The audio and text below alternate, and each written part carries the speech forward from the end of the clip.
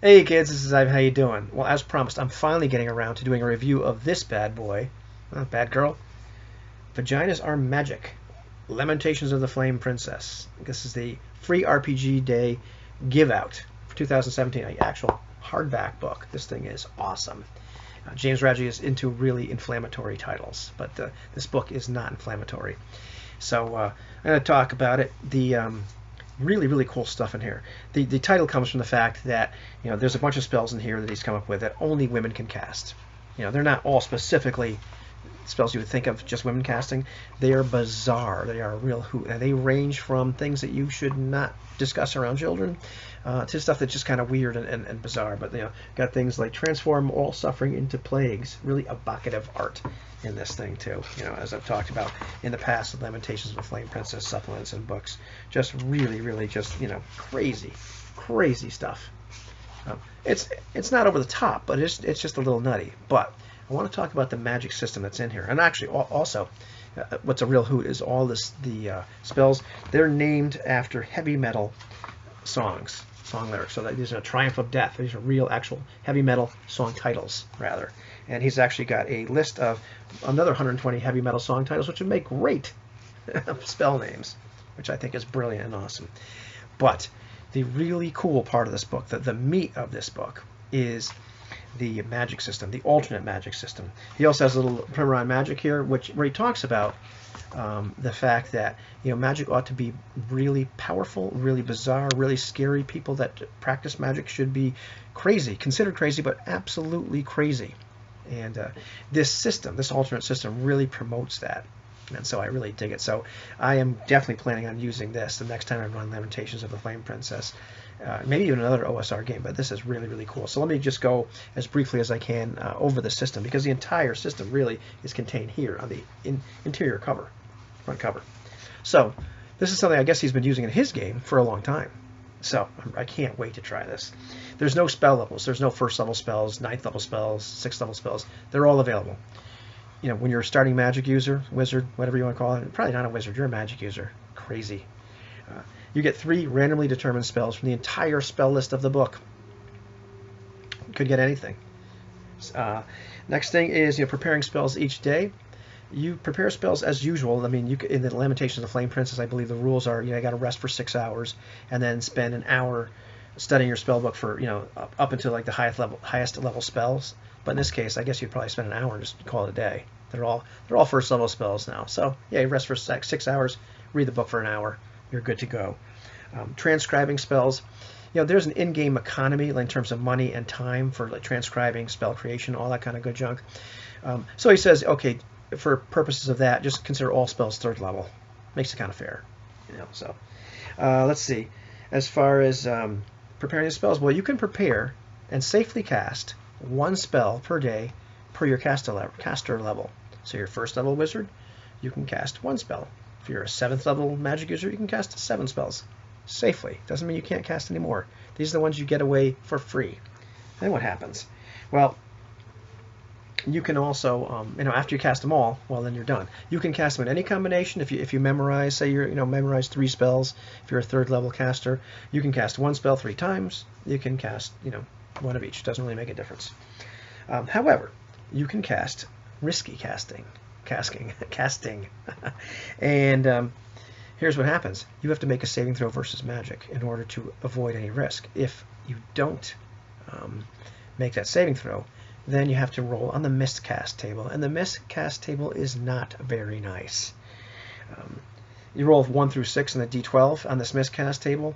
Then there's a spell specific effect. And all of these spells in this book, they have those first 6 possibilities are all listed here on the miscast table. And you don't want to get on the miscast table of Death Like Silence. I tell you that. You don't. However, and the next 10 through 12 is all really generic stuff here, but it's not nice. You do not want this stuff to happen. So what are risky casting situations? Well, you cast a spell after your usual spell level limit has been reached. You're a 4th level wizard. You cast 4 spells after that. Now you're rolling saving throws. Or casting a spell that you have not prepared that day. This can only be done if spells are actually in your book. So say you've got 10 spells in your book, and you had 3 memorized, you're a 3rd level magic user, and you decide, you know what, I really need to cast this spell right now. You can cast that other spell that's in your book, but you have to make that saving throw versus magic. Casting a spell that is being read directly from an understood scroll or spell book that's not been prepared by the caster's own hand. So you're casting it right out. You find a scroll, you find a spell book. I'm going to cast this really cool spell. Okay, it's still risky casting because you haven't transcribed it into your own hand.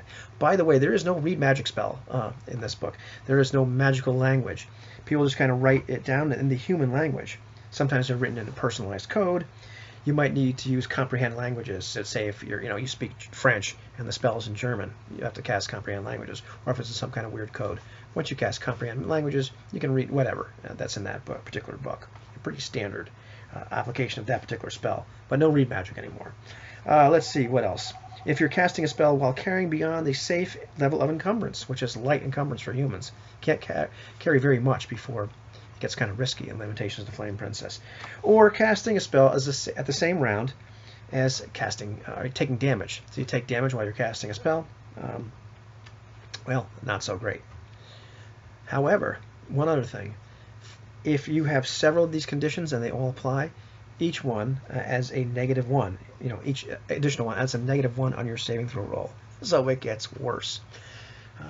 What else would I do in this game? Like, would I alter this magic system at all? I probably would give you extra freebie spells based on your intelligence. So if you have an intelligence modifier of +2, then I might say, as a 1st level magic user, you can cast 3 spells safely. Your standard one per caster level, and plus another 2 because you have a +2 modifier. I might also, I believe actually we get on your saving throws versus magic, you would be getting an intelligence bonus, as a wizard. I believe that's how it would work. Could be a wisdom, but I'm pretty sure it's intelligence. Doesn't make a difference. That would be canon. But that's probably the only modification I make and make those intelligence modifiers worth something.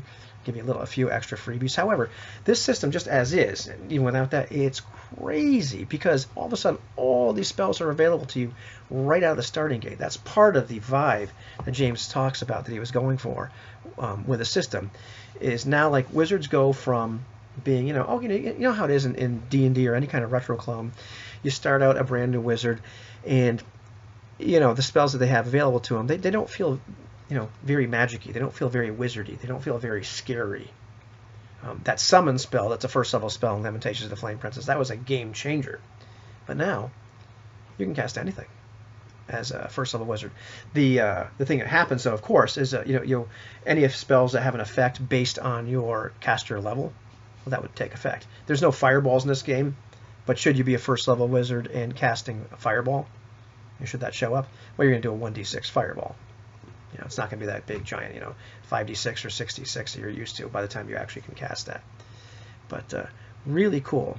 Now all of a sudden wizards are just to be feared, and they're crazy. They're dealing with the powers outside the normal world. Bringing in the fabric of chaos, and you know how it all goes. It's nuts. So I love this book. I believe it's available on PDF, Drive-Thru RPG. You can get this thing. There's actually a whole bundle of them. I was looking at it. And, I like all of his supplemental books. I own none of them, which is a travesty. I keep on buying other stuff. My intention was, before I started buying all these other games, was to buy a bunch of Lamentations stuff. It's a little pricey, but the quality on his stuff is unbelievable. For $22, this thing is like, unreal. And this thing is free. So, anyhow. Can't recommend this, or can't gush about this enough. Not just because I like the game. This book actually really, really cool. So that's my review. I don't think there's really any negatives, except a couple of the spells might, disturb some people. They're really not that bad, But that's about it. So that's my review. How about that?